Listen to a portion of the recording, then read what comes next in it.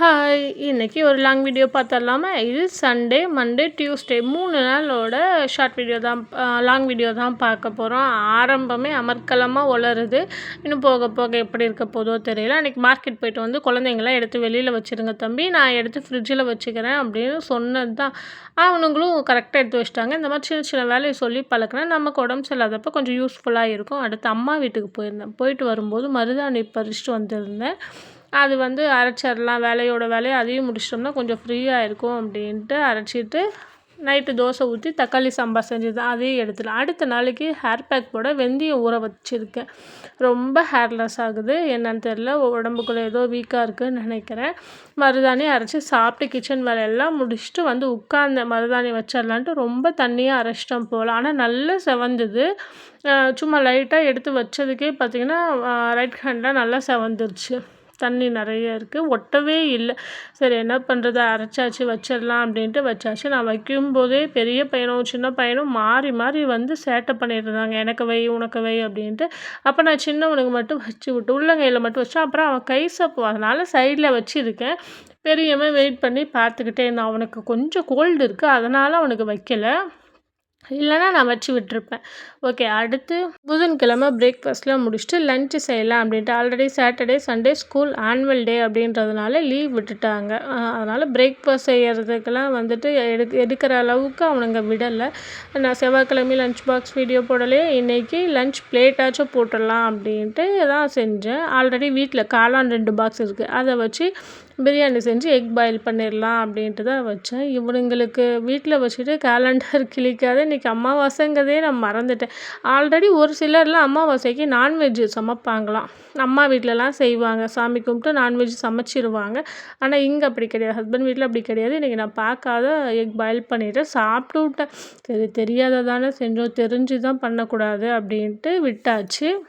சேலமில் பார்த்தீங்கன்னா கிளைமேட்டு வெயில் அடிக்குது, மழை வருது, அப்புறம் குளிருது. இப்போவே குளிர் நல்லா ஸ்டார்ட் ஆகிடுச்சு. கார்த்திகை ஸ்டார்ட் ஆகிடுச்சு இல்லைங்களா, அதனால் இனிமேல் அப்படி தான் இருக்கும் அப்படின்ட்டு ஹஸ்பண்ட் சொன்னார். வீட்லேயும் ஹஸ்பண்டும் பையனும் பார்த்திங்கன்னா வெள்ளிக்கிழமை மாலை போட போகிறாங்க. அதனால் க்ளீனிங் வேலை நிறைய இருக்குது. இவனுங்களை வச்சுட்டு கண்டிப்பாக க்ளீன் பண்ண முடியாது. இவங்களை நாளைக்கு ஸ்கூல் அனுப்பிச்சிட்டு தான் எதாக இருந்தாலும் க்ளீன் பண்ணணும். கொஞ்சம் திங்ஸ்லாம் வாங்க வேண்டியது இருக்குது. அதனால் கொஞ்சம் பொறுமையாக இருக்கேன். இவங்க ரொம்ப சேட்டை பண்ணிகிட்ருக்கானுங்க. 2 பேரும் பார்த்துக்கிறதுக்கே எனக்குலாம் ரொம்ப கஷ்டமாக இருக்குது. ஸ்கூலில் 30 பேர் 35 பேரில் மிஸ்லாம் எப்படி தான் வச்சு ஹேண்டில் பண்ணுறாங்களோ தெரியல. ரொம்ப வந்து கஷ்டம்தான் குழந்தைங்கள பார்த்துக்கிறது அப்படிலாம். கார்த்திகை மாதம் ஸ்டார்ட் ஆகிடுச்சு இல்லைங்களா, இனிமேல் எல்லார் வீட்லேயும் விளக்கு வைப்பாங்க. நானும் இங்கே வந்து டெய்லி ஈவினிங் விளக்கு வைப்பேன். அந்த வீடியோ ஷார்ட் வீடியோவோ டெய்லி 6 o'clock வரும். உங்களோட ஃப்ரீ டைமில் நீங்கள் செக் பண்ணி பார்த்துக்கோங்க. உங்களுக்கு பிடிச்சிருக்கு அப்படின்னா மறக்காத ஒரு சப்ஸ்கிரைபும் பண்ணிக்கோங்க. எப்பயும் போல் சிக்கன் பிரியாணி செய்கிற மாதிரியே தான். ஏன்னா நம்ம சிக்கனுக்கு பதிலாக நம்ம வந்து காளான் போட போகிறோம், அவ்வளோதான். இப்போ வந்து டிமார்ட் போய் நான் எல்லா மளிகை பொருளும் வாங்கி ஃபில் பண்ணி வச்சுட்டேன்.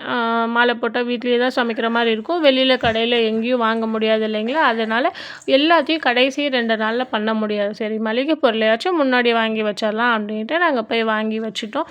எல்லாத்தையும் ஃபில் பண்ணியே வச்சுட்டேன். பாக்ஸ்லாம் க்ளீன் பண்ணி ஹஸ்பண்ட் ரொம்ப சப்போர்ட் பண்ணி எடுத்தவும் கொடுத்துட்டாரு.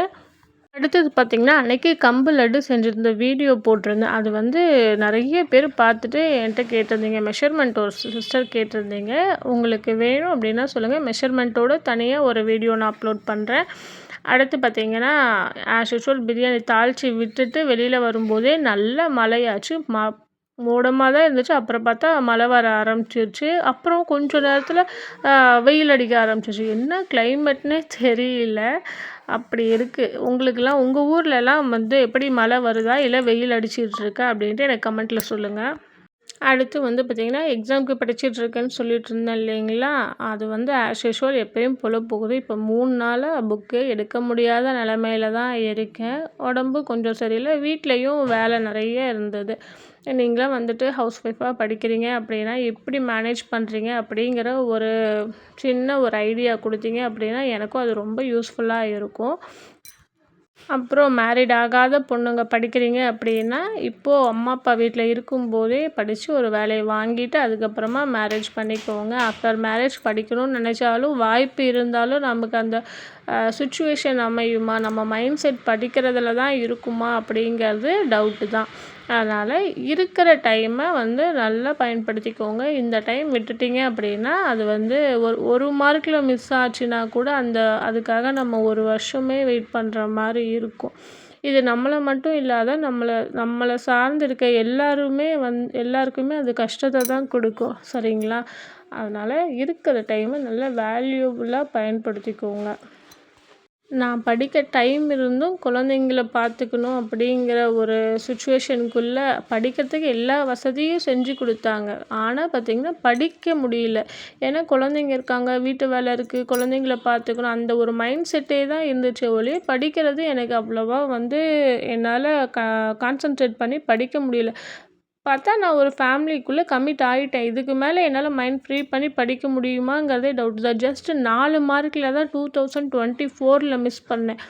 சரி 4 மார்க் தானே பிடிச்சிடலாம் அப்படின்னு பார்க்கும்போதே சிலபஸ் மாறுனுச்சு. சிலபஸ் மாதிரி சரி ஓகே அப்பயும் நம்ம படிச்சிடலாம் அப்படின்ட்டு தான் ட்ரை பண்ணேன்.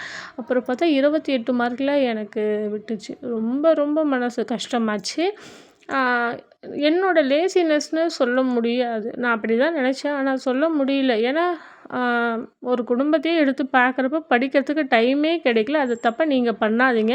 இது என் தங்கச்சி குழந்த ஸ்கூல் போகிறா. மண்டேலேருந்து தான் போகிறா. அழகாக போகிறா பார்த்தீங்களா? நான்லாம் கதறுவேன் ஸ்கூல் போகிறதுக்கு. அழகாக பேக்கை தூக்கிட்டு குட்டி பாப்பா நடந்து போகுது பார்த்தீங்களா?